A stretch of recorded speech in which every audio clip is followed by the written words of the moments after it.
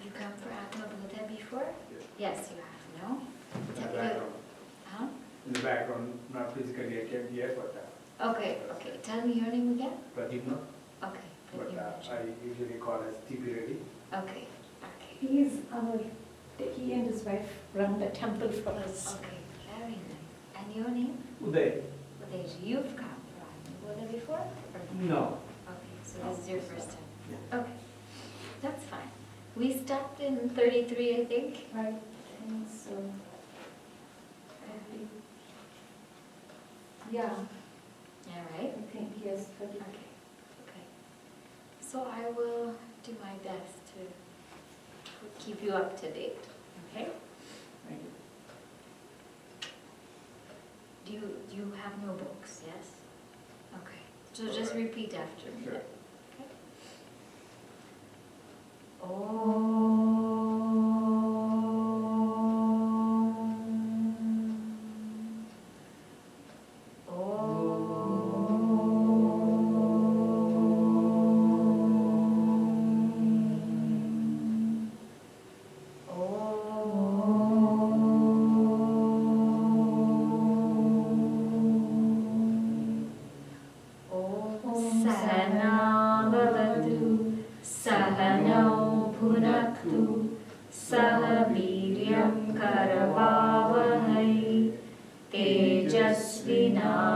तेजस्विनावधीतमस्तु मा विद्विषावहै ॐ शान्ति शान्ति शान्ति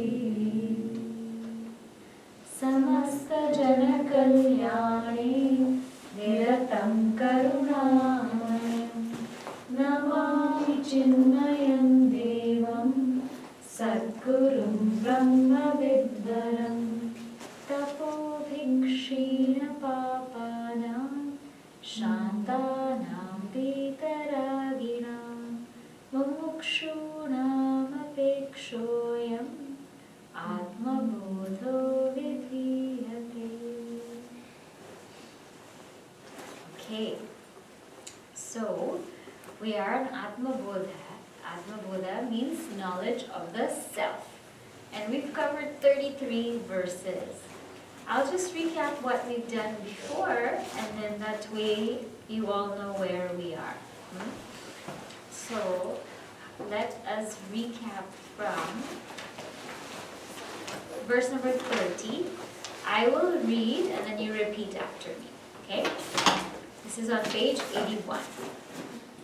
Nishithya nikhilopadin Nishidha nikhilopadhin Neti netiti vakyataha Neti netiti vakyataha Vidyadaikyam mahavakyaihi Vidyadaikyam mahavakyaihi Jivatma paramatmanoho Jivatma paramatmanoho Avidyakam shariradi Avidyakam shariradi Drishyam budbudavaksharam Drishyam budbudavaksharam Etadvilakshanam vidyat Etadvilakshanam vidyam Aham brahmeti nirmalam Aham brahmeti nirmalam Dehanyatwana me janma Dehanyatvanna me janma Jara karshalayadayaha Jara karshayaladyaya Shabdadi vishayai sangaha Shabdadi vishayai sangaha Nirindriyatayanacha Nirindrayatayanacha Amanastwana me dukkha Amanastwana me dukkha Ragadveshabhayadayaha Ragadveshabhayadayaha Aprano hyamana shubhraha Aprano hyamana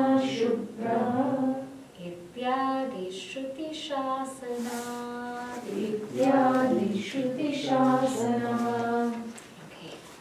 So we were recapping just a few verses before, verses 30 to 33.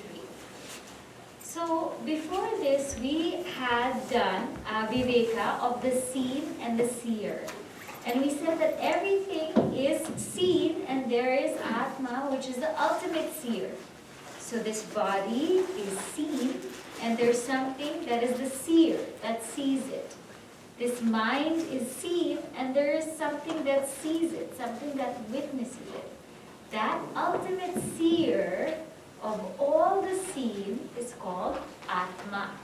So anything that's seen, you put it aside. Anything that can be seen, can be experienced, you put it aside. And that ultimate seer, which can never be seen, is called Atma.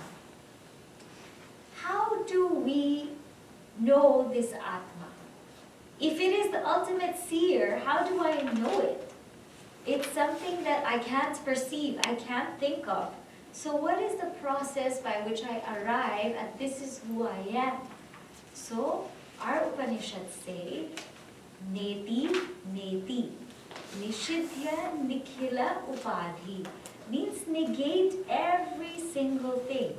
You analyze each step, and this is what the next mantras analyze.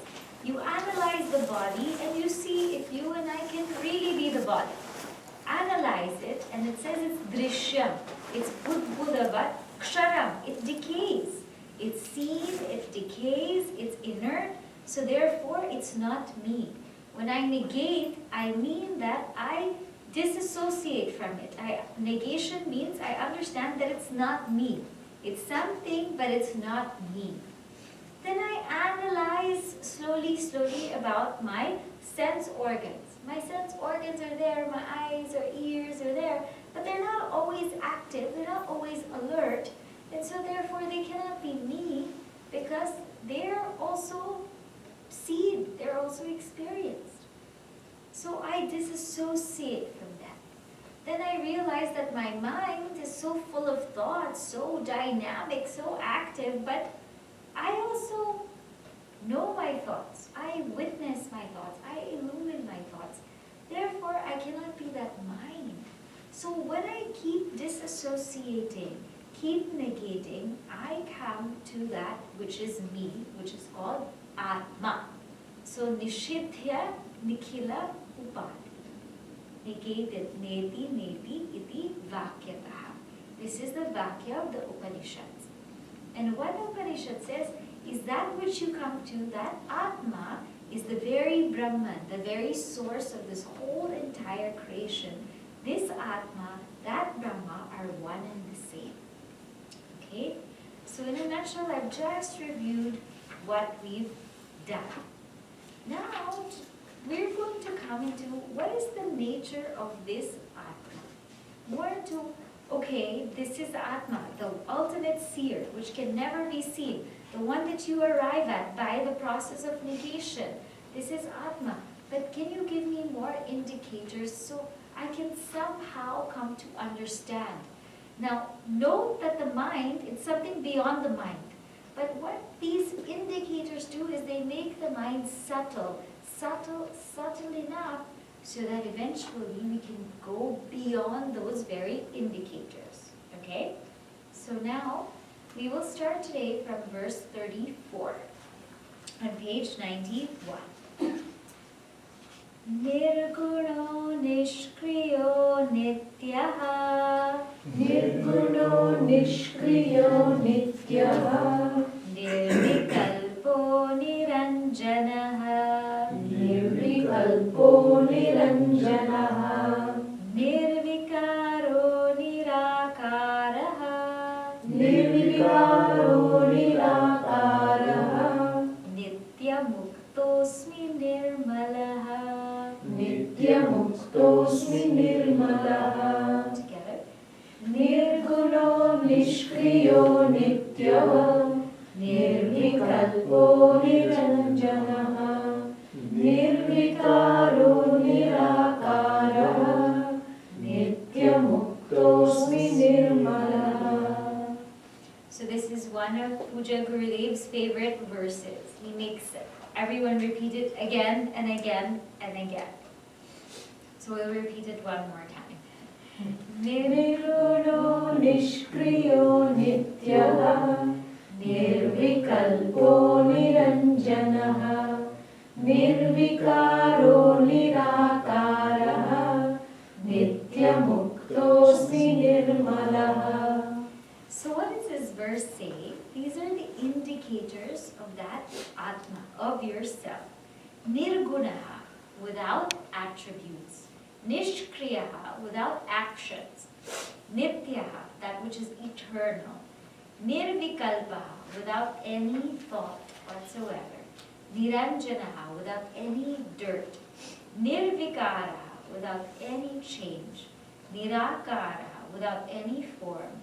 And Nityam Muktaha, and that is ever free. Nirmala, that is ever pure. And most important thing, Asmi, that's who I am. So we'll take each word. Nirguna means that which is without a guna. So that prefix ni means without. Without a guna. What are the gunas? Gunas can be said to be Shabda, Sparsha, Rupa, Rasa, Gandha. Shabda being sound, Rupa being form, Rasa being taste, Sparsha being touch, Gandha being smell. That which is without any sort of quality, which means it is beyond my perception, because only things with a form can be seen. Things with touch can be felt. Things that have smell can be smelt. So it doesn't have any of these qualities of form, of touch, of shape, of smell. It doesn't have any qualities. Therefore, it's inaccessible to my senses and it's inaccessible to my direct perception. It doesn't have any guna because it is that which makes the eye see. It's that which makes the ears hear. So it's beyond that. Nirguna also means, when you think of guna, what other things do you think of? Qualities, right? Qualities, right? Like sattva, rajas, and tamas. So it is also beyond tamas, beyond rajas, beyond sattva. That's why in chapter 2 of Bhagavad Gita, Lord Krishna tells Arjuna, Nitya Sattvastaha. First you become very, very sattvic, and then Nistre Gunyo Bhavarjuna means go beyond the 3 gunas. Because even at some point, sattva will bind. Right? We talked about this before, that people who are highly sattvic, what can happen? They'll get bound to that sattvic sukham.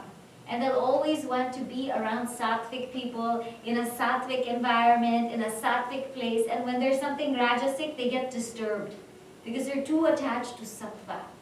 Or sometimes sattva can also create some sense of ego. I'm so sattvic, but look at you, you're also rajasic, and people can think that they're better than everybody else. So even this sattva can bind. So the idea is, Brahman is that which is even beyond sattva. But of course, first we must become highly sattvic to go beyond the 3 gunas.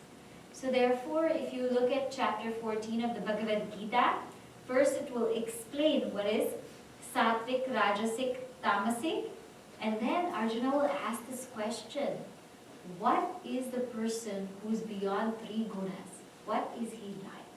And Lord Krishna starts to explain.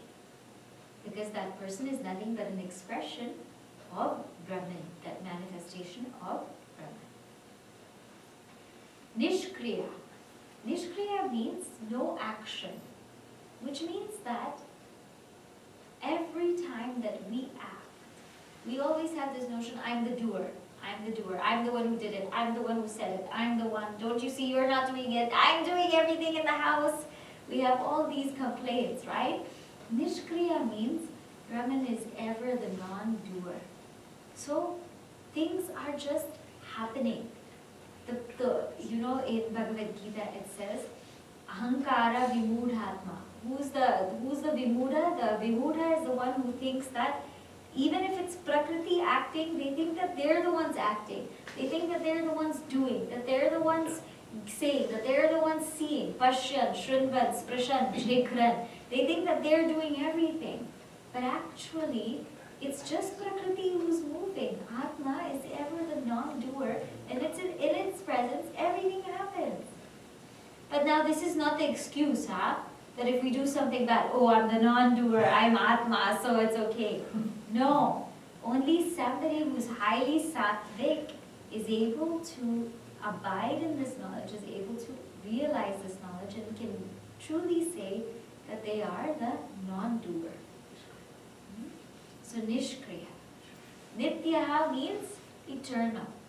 That which is always there in you is Atma. We've seen these terms already. So many things will change, but that in you which never changes at all is called Nitya. Nirvikalpaha. Nirvikalpaha, vikalpa can mean thought. So that means which is without thought. So the minute you think of something, it's not Atma. Sometimes when people sit quietly, they're thinking, saying, is that Atma, is that Atma? It's definitely not Atma. If we're thinking about something, it's not Atma, because Atma is that which makes you think, that which enlivens the very thinker itself. So Nirvikalpaha is Atma. Niranjana. Niranjana is ever pure, ever unattached, ever untouched by anything. Nirvikara, that which does not change. So Nitya can mean that which is always, always, always there, and Nirvikara, that which never ever changes. It remains always there as it is.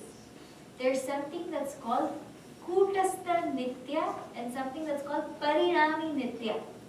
So for example, people will say, but energy seems like it's always there. Energy seems like it's Nitya.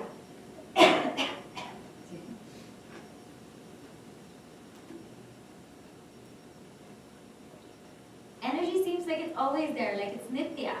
But actually, it is not Nitya because it is constantly changing. Right? Although you say energy is there, it changes its form, it changes its way. Sometimes it's dynamic energy, sometimes it's static energy, sometimes it's this kind of energy. It keeps changing, although we say it is kind of Nitya. It's relatively Nitya. But Kutastha Nitya is Nirvikara, and Nitya means it doesn't change and it remains as is all the time. So even if something you say doesn't change, something remains as is all the time, that's not what we call Nirvikara Nitya. Nirvikara Nitya is it remains the same all the time. Okay? Then it says Nirakara. Nirakara means without a form. So it doesn't have, the minute we have a form, what happens? The minute there's a form, there's some kind of limitation, right? Because my form is from this place to this place, or from here to here, this much is the table. That is called akara, that's called form. But this is nirakara. It's without any form, so that means it's limitless, it's spread all over. Then we have nitya mukta. Means Brahman, Atman is ever free. It doesn't need to become free. It is ever free. So what is the nature of moksha? The nature of moksha is not that I have to become free, not that I have to become liberated, but I realize that I am ever free. Because who is bound? Is Atma bound? Is Atma bound? Does Atma have bondage? No. So who has bondage? The jiva. It's the jiva, right? So the jiva is the one that has to become free. Atma has got nothing to do with it. Atma does not need moksha. So Atma is nitya mukta. Realizing that I am ever free and abiding in that is called moksha. It's not that I have to be free. I was always free. Even when I'm ignorant, I am free. Right? It's just this misnomer, it's just this miscommunication in my mind that I feel like I'm bound. You know the famous shell and silver example. I'll explain it to you so that you'll get the picture. Sometime in the beach, in a hot summer day, somebody picks something up and it looks really, really shiny, right? It looks really, really shiny, and when they look at it, they think that it's silver. But actually, what is there is just a shell. Now, the shell was there the whole time. The shell was there the whole time, but they thought it was silver because something appeared shiny. Now, where was the silver? Was it ever in the shell? Where was the silver? Perception. In the mind. So the mind is the one creating the silver on the shell. The shell's always there. So because the mind created the silver in the shell, then the mind felt like, you know, when they see silver, they feel like, oh, it's something pricey, it's something that I must get, it's something that I must have with me. The mind creates all these notions because it sees that it is silver, or it thinks that it's silver. But imagine if the mind never thought it was silver and just saw the shell and picked it up. What would happen? Nothing. Valueless. Right? So did the shell ever become silver? So did Brahman ever become Jiva? No. Just as the shell never became silver, Brahman never became Jiva. Jiva is just a misconception in my mind. Just as silver is just a misconception in my mind. So do you see, the shell is always shell. Huh? I am always Brahman. It's just that I think that I'm Jiva. It's just here in the mind. It's got nothing to do with the shell, nothing to do with Brahman. And therefore, because I am Nitya Muktaha, then I am Nirmala. I am ever pure. Not that the silver, not that the shell, did the shell ever get the silverness of the silver? No. Did the shell ever get contaminated? So how is it that Brahman gets contaminated by this whole thing? Never. So Brahman is Nirmala. So even when you and I feel sometimes drained, we feel like there's so many things going on, we feel this, we feel that, who's that happening to? Jiva. To Brahman, Brahman's got absolutely nothing to do with it. It is Nitya Muktaha, it is Nirmala, it ever is. So these are the indications to make our mind subtler, to point us to the real nature of what Brahman really is. Now we'll go forward and see more indicators. And then we will see now what to do with the indicators after we see all of the indicators. Aham akashavat sarvam. Aham akashavat sarvam. Bahirantargato chutaha. Bahirantargato chutaha. Sada sarvasamashuddhaha. Sada sarvasamashuddhaha. Nisango nirmalo chalaha. Nisango nirmalo chalaha. Aham akashavat sarvam. Bahirantargato chutaha. Sada sarvasamashuddhaha. Nisango nirmalo chalaha. So here he says, Aham akashavat. I am just like space. Sarvam bahihi antargataha achyuta. Means sarvam. I am within everything. I am antargataha. I am bahihi. I am within and without everything. And I am achyuta. I am changeless. Sada sarvasamaha. And I am the same in all. Shuddhaha. I am very pure. Nisangaha. I am unattached. Nirmalaha. I am stainless. Achalaha, I am motionless. So now think about this.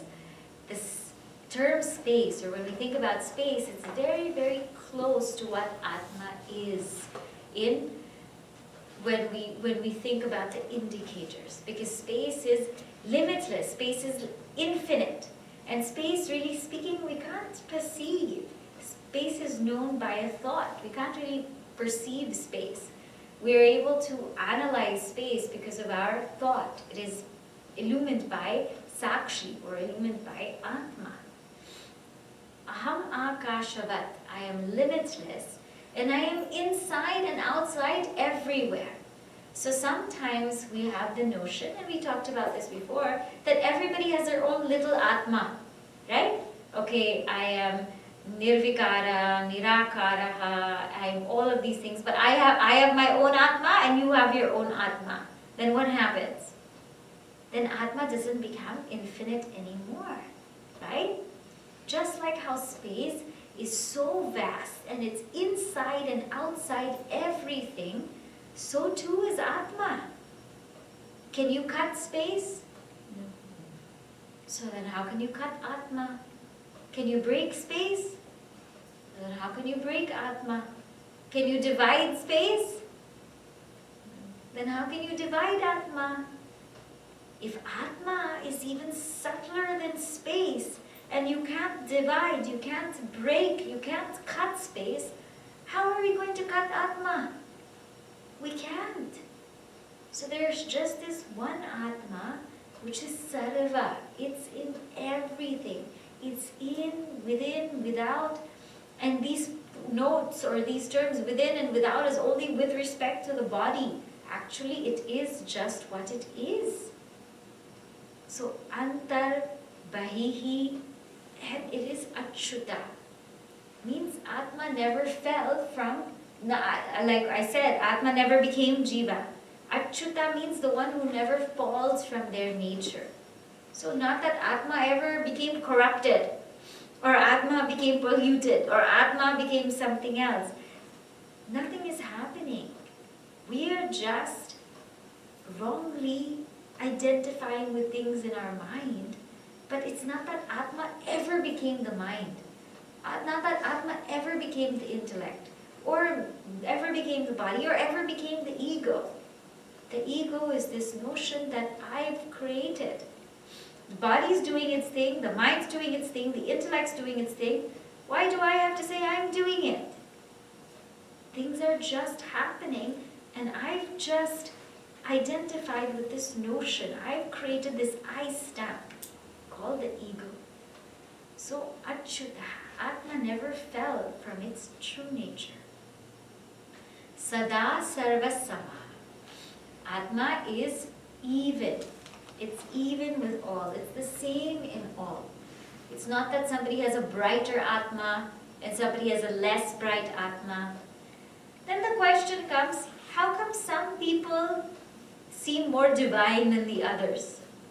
How come if you say we all have one Atma, if Atma is the same in all, how come some people seem more divine than others? How come some people seem more, at peace than others? Why is that? Why? The difference is in their, it's in their mind. It's in their abidance. See, the knowledge is one. We all know that we're Atma. But the one who abides in that knowledge, they become divinized. They manifest that divinity. The one who doesn't abide in that knowledge, then what happens? They're unable to manifest it because there are blocks. And we'll talk about those blocks. But so that's what the difference is.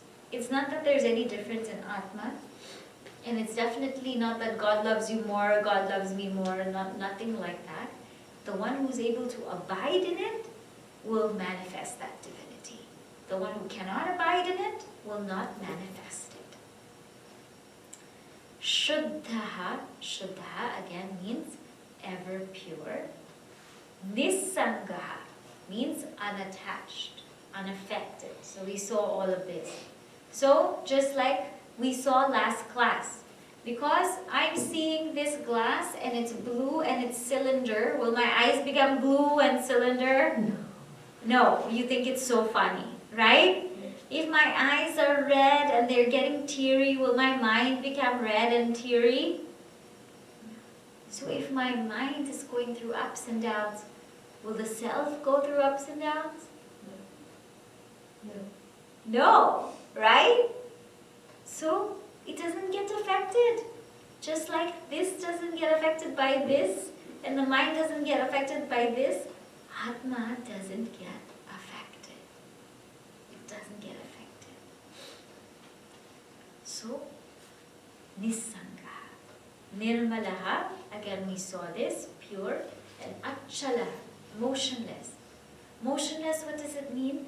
Means the whole world is moving. My senses are moving, my eyes are moving, my hands are moving, my legs are moving. All of this is going from place to place, place to place. But actually Atma is that stillness. I am still moving. So sometimes when there's a lot of motion, there's a lot of commotion, there's a lot of things happening, abide in that which is stillness. You are that stillness. Things will move, things will go here and there. But Atma is Achala. Just like that screen we talked about. How the movie will keep going on, and playing and playing and playing, and life will keep moving. But that Atma is still. Unfazed, unaffected, never falls, the same in everyone. What else about this Atma? Nitya Shuddha Vimuktaikam, Nityashuddha-vimuktaikam, Akhandanandamadvayam, Akhandanandamadvayam, Satyam Jnanamanantam Yat, Satyam Jnanamanantam Yatyam, Param Brahmameva Tat, Param Brahmameva Tat, Nitya Shuddha Vimuktaikam, Akhandanandamadvayam, Satyam Jnanamanantam Yat, Param Brahmameva Tat. Again, it's giving us these indicators about Atma, Brahma. It says Nitya Shuddha, ever, ever pure. Nitya Vimukta means it's ever free, ever liberated. And then Ekam, it is only one. Akhandananda, it cannot be divided. Advayam means it is non-dual, there's only one. Satyam, it is pure existence. It's not the existence of something, it's pure existence. Jnanam, it's pure awareness. It's not the knowledge of something, it is pure consciousness, pure awareness. Anantam,